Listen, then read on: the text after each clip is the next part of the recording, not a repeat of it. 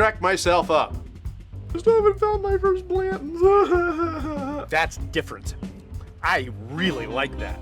They're like together, like peas and carrots. That's funny. Sometimes accidents are good things. Peychauds or Peychauds or Peychaud. This is not what I expected. Welcome one and all to another Thursday night, Thursday, as we continue our Willett series. This time it's pure Kentucky. We're going to get right into it because really the story about this isn't that much different than all the other ones that we've tried. We did the Noah's Mill, we did the Rowan's Creek, we did the Johnny Drum. This week it's pure Kentucky. This used to have an age statement on it. It doesn't have an age statement on it anymore. It is what it is. This one is a little higher proof. It's 107 proof, but I've got no idea the mash bill. Again, same thing as the other ones that we've talked about. The legend is that the juice comes from Heaven Hill. Really, I mean, it's kind of the same story as everything else in the Willett line. It's just they all blend a little bit different. They all taste a little bit different. Different proofs, different storage. This one, I understand, may have had an age statement at one point, not 15 years, but 10 years. Now there's no age statement on it at all. So, but here we are. We're into the Willett line, and it's time to pop that cork. Please excuse the mess that is this Glencairn glass. I washed it. It looked great. And then I went fishing, and I brought home the fish, and I put them in the sink, and they splashed their snot all over my glass, and I didn't notice until I brought it downstairs, and I tried to clean it off, and still has some fish snot on it. So, at this very moment, I have a second engine torn apart in my garage. You've been with us as we've talked about the tear apart of engines in my garage, and how that never seems to end. Well, it's never going to end. So I deserve this 107 proof drink. I want to say, I didn't look it up, but I don't think this is available in Ohio proper. It isn't only available in Kentucky, it is available other places, I think. We're going to do one next week that is only available in Kentucky. We'll tell you about that one in a little bit. But this one, I believe, is available in other states, just not Ohio, I don't think. I could be wrong. Don't quote me on that. Just, I know it's not one of those that is as widely distributed as Noah's Mill and Rowan's Creek, and even those are not as widely distributed as like the regular Willett, which we'll hit in our last week. The Willett. All right. That is the rye, the straight rye whiskey. So anyhow, let's get into it. I didn't really get a chance to see any reviewers or anything like that. I gave myself a generous pour. I must be a very nice person. Anyway, I didn't really get to read any reviews. It's been a busy, very busy week. And this was a very busy day. So, all right, here we go. Ooh, that's different than the rest of them.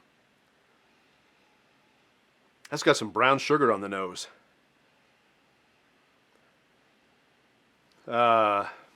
Some plum, maybe some dates. It's still fruity like the other ones. Just a little fruity. But this definitely has some nice brown sugars. Yeah, that's really nice. Some caramel. Yeah. And it's not as astringent as the other ones were. It's got a really nice viscosity in the glass, too. So it'd be nice to find out that this is unfiltered. And the color of this is darker than some of the other ones. I don't know if really you can tell. This is the Noah's Mill. This is slightly darker. Noah's Mill has got almost a honey kind of color to it, where this has got more of a copper color. So maybe this is aged a little longer. I don't know. I don't know, man.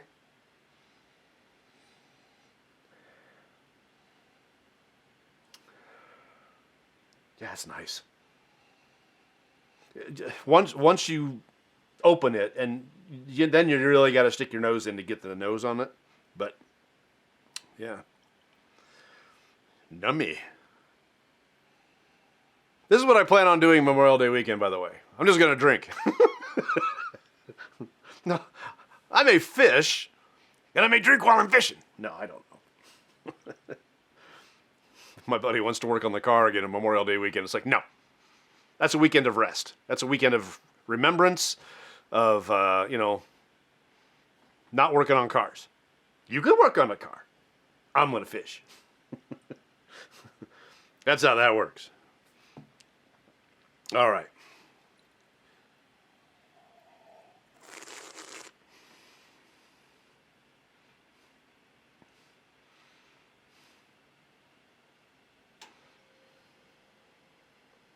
All right. So, that's warm all the way down. So, the first thing that as soon as it went in, my first sip, the thing that I got is, okay, this is different. But then as it sat on my palate a little bit, it didn't feel all that different. There's still some of those same notes that I'm getting off of everything else, but it is different. Now in the finish, I will tell you, this is much different than the Noah's Mill, Rowan's Creek, and Johnny Drum, which all had some very similar notes. This one does not. While it still does. There's some fruitiness to it, but it's not nearly as floral, and it isn't nearly as fruity as the other three that we've tried from Willett. Okay, so that was my get the palate ready, but I can already tell you it was different. And all these have been fresh cracks. I didn't let it sit out. I didn't let them air. I didn't let them breathe. I didn't do anything. They've all been a fresh crack. So I'm doing this one honestly. Hear me, Mom? I'm being honest. All right.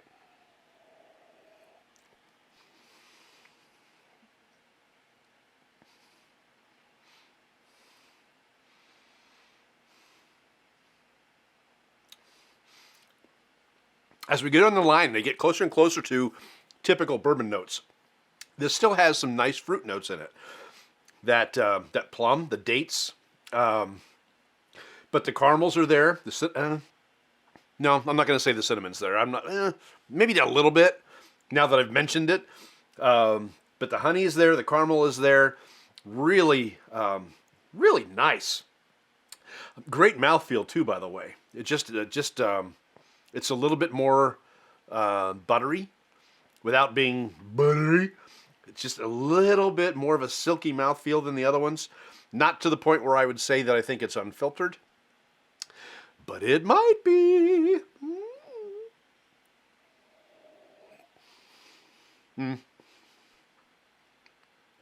Not quite buttery enough for that, but boy, it's close. Great mouthfeel. This is really nice.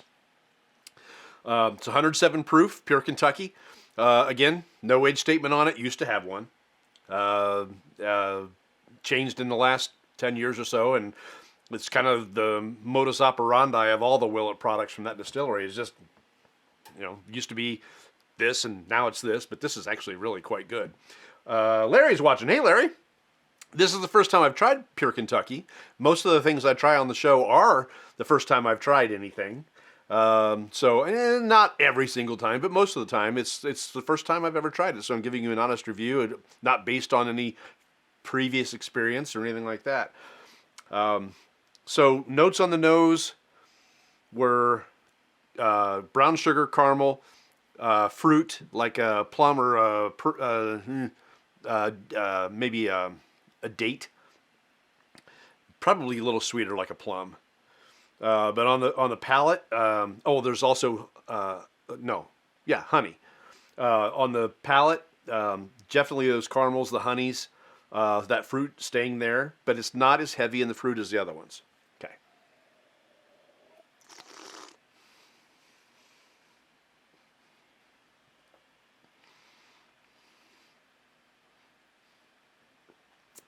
Okay. There I got that little Willett tobacco note. Not as prevalent in this as it has been in the other ones, but that little hint of tobacco is in there, and it's nice. This is probably my favorite so far. I've liked them all. I've liked all of them that we've done, Johnny, and I say that each week. I think that Noah's Mill, I was like, wow, this is really full of flavor, and it's different. And then the Rowan's Creek, wow, this is really good. It's not as full of flavor as the Noah's Mill, but it's a little bit more like a bourbon. And then Johnny Drum was like, okay, this is even more like a bourbon and a little less like Noah's Mill, but still has those notes. This is the same thing. It continues to go down that line of, and I didn't choose, any kind of specific order. It's just the way it happens to work out. And Pure Kentucky is probably my favorite pour so far of the 4 that I've had so far.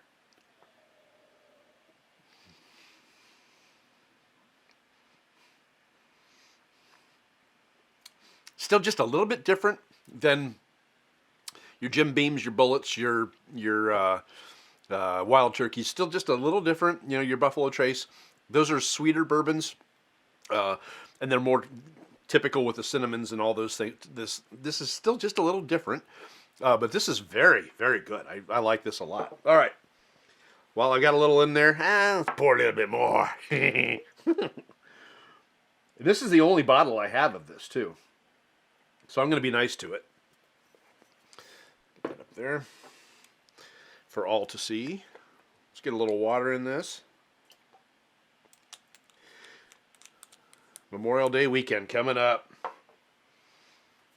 It's going to be warm next week. I hope the weekend is going to be warmer than the last couple of days has been. Because when it gets cold like this, the fish just stop. And then the wind was coming from the wrong direction the other night, but I still caught 2 fish. And I ate them already. They had it coming. I was going to throw them back in the water because I only got 2 fish, right? I got a nice crappie and a really nice bluegill. I was going to toss them back in the water. Only 2 fish. Why do I want to go to the trouble of cleaning just 2 fish? Well, then they got cantankerous. They got moody. So I was like, all right, fine. I'm going to eat you. So I brought them home, and I ate them. Take that, fish.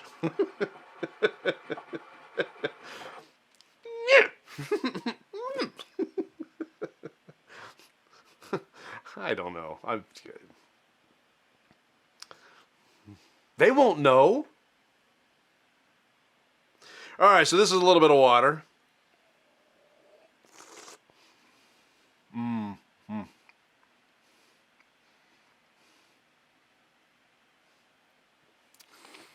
If I didn't know better, I would say that now I have that feeling of butteriness on the tongue that would make me think that maybe it's unfiltered. I know that's only because I added water. I still don't think it's unfiltered. But if this were the original mouthfeel, I would say, oh, this has got to be unfiltered. Yeah, that really made it silky. Really nice and buttery. That's nice. That's nice. Yeah, it's nice. All right.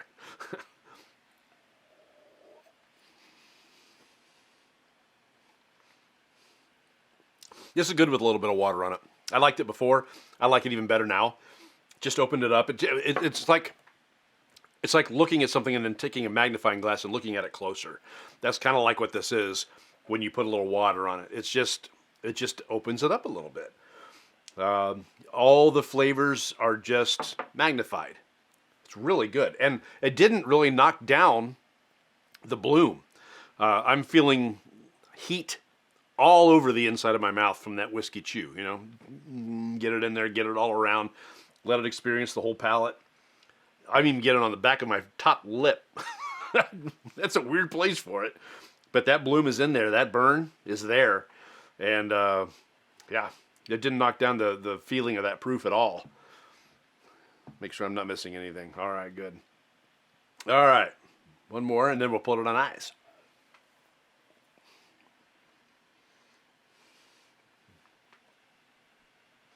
That tobacco note's a little bit stronger now, but so is the caramel note. So it really, really did put a magnifying glass on this flavor. It's really good. All right. I had to make some old gorgeous ice spheres. And here's a funny story. I was making these ice spheres, and I realized that I had to take them out of the freezer because I needed to make room for something else that I wanted to put in the freezer. I thought, okay, I'll get these out. I'll get them all, taken care of, whatever. And then I forgot about them.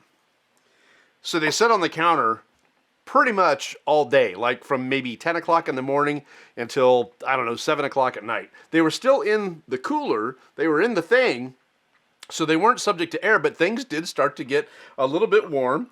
And as a result, it's just a little bit smaller than it would normally be. A little oddly shaped, but it's still gorgeous and it's still clear all the way through. And it'll be just fine. It'll be fine. That's what I get.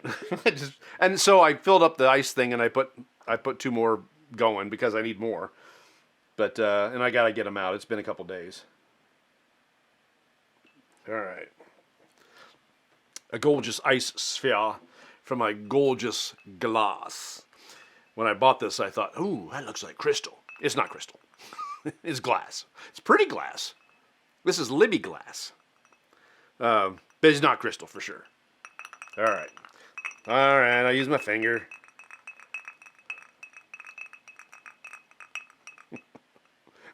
There was a poem. Ready? This is very juvenile. Here I sit in all my vapor, waiting for some toilet paper. How much longer must I linger before I'm forced to use my finger? I still remember that from like grade school. I can't believe I still remember it, but I do. I had to think about it for a minute. Just in all my vapor. I learned some things about veterans that saw like action that had to be out deployed in toilet paper. I learned more than I wanted to learn. But I learned it.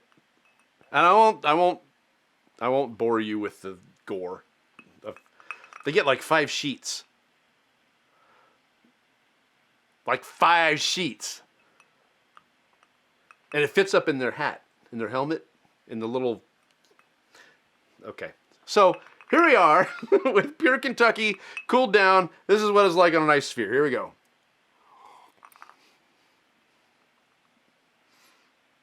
That brown sugar just popped right back out. Oh, ho, ho. No, ho, ho. Oh, I spoke French. Oh, ho, ho. Good. That's nice. So this is one that would hold up well. The other one I couldn't tell you. The other 3, I don't think I'd put it in a cocktail. I don't think it'd hold up. This one would hold up. The 107 proof and all the flavors, this will hold up in a cocktail. Should you put it in a cocktail? I don't know. It's like the first one that we did, Noah's Mill. It had such a floral property to it that I thought if you were going to make a cocktail with gin, and you don't like gin or you don't want to use gin, you want to use something different, that maybe you could use Noah's Mill in place of gin, like in a French 75 or something like that, to get a similar note but with bourbon and not gin. And I still stand by that. I think it's the only one in the line so far that I can say that with. But this one, it's a flavorful bourbon. It's really, really tasty. So you got to decide what you want your cocktails to be made out of. Because when you make your cocktails, they're going to be made out of the ingredients, the sugars and the bitters and the fruits and the whatever else you're going to put in it. And if you want to use this in the cocktail, it'll hold up. But do you want to use it in a cocktail? I think it's good enough not to.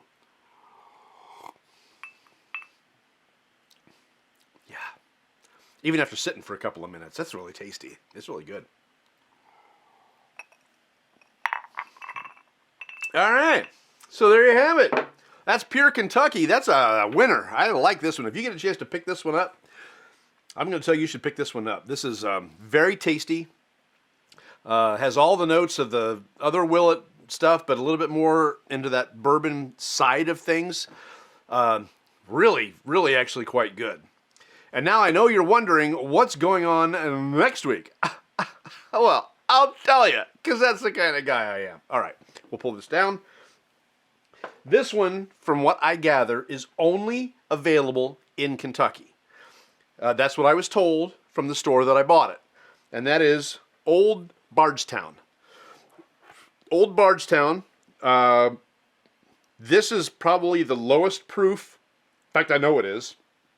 The lowest proof of all of them that I've tried from the Willett Distillery so far. However, this one is bottled in bond. None of the other ones are, so it's exactly 100 proof. Willett Distillery, Bardstown. Yeah, I mean, there's not a lot of information on it. I'll have to find out more. Kentucky's Gold Medal Award, distilled in Kentucky, bottled in historic Bardstown. But this is what we're doing next week. The Old Bardstown, another Willett product as we continue down that line of Willett products that'll get us into week 6, which will be this bad boy, right? Nya. All right. So there you have it. That is pure Kentucky, and this is a winner. This is good. I like that one. I've liked all of them. I like this one the best so far. But Old Bardstown yet to come. Will it be a duel? Will they fight?